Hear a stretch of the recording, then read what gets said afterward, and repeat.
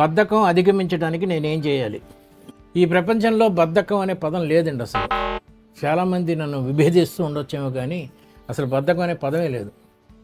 ఒక అబ్బాయి తన ఫ్రెండ్స్తో మాట్లాడుతూ ఉంటే తల్లి లోపల నుంచి, బాబు కొంచెం వంటింట్లో హెల్ప్ చేయరా అంటే, నేను చాలా బిజీగా ఉన్నానమ్మా అంటాడు. ఈ ఫ్రెండ్తో మాట్లాడుతున్నప్పుడు అతను గర్ల్ ఫ్రెండ్ ఫోన్ చేస్తే ఫ్రెండ్తో, ఒరే నేను కొంచెం బిజీగా ఉన్నారా అని ఈ ఫోన్ పెట్టేసి గర్ల్ ఫ్రెండ్తో మాట్లాడతాడు. సో యూ హ్యావ్ ప్రయారిటీస్, అంతే తప్ప బద్ధకం లేదండి. ఇంకొంచెంసేపు పక్క మీద పడుకోవాలి అనే ప్రయారిటీ, పని చేయాలి అనే పని కన్నా ఎక్కువ ప్రయారిటీ ఉంటే దాన్ని బద్ధకం అంటారు. ఈ బద్ధకం రెండు రకాలు, ఒకటి టైర్సమ్నెస్, ఇంకోటి బోర్డమ్.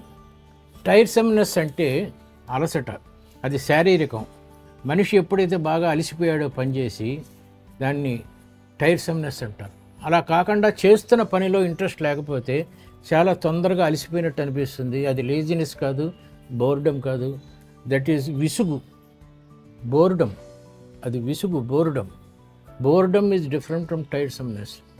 మీ పిల్లవాడు మమ్మీ బాగా టైర్ అయిపోయాను మమ్మీ అన్నాడు అనుకోండి, కొద్దిసేపు విశ్రాంతి తీసుకురా నాయన అంటే వాడు ఆ పుస్తకం మూసేసి వెళ్ళి సెల్ ఫోన్ ఆన్ చేస్తాడు. నిజంగా కళ్ళు అలసిపోయినోడికి అంత ఓపిక ఎక్కడొచ్చింది? అది విసుగే తప్ప అలసట కాదండి. కాబట్టి ట్రై టు డిఫరెన్షియేట్. మీకు ఎప్పుడైతే మీరు చేస్తున్న పని మీద, చదువు మీద, చేస్తున్న పని మీద, ఉద్యోగం మీద ఎప్పుడైతే ఇంట్రెస్ట్ ఉందో అప్పుడు మీకు బద్ధకం రాదు. ఈ బద్ధకం రెండు రకాలుగా ఉంటుంది, sleep habits and food habits.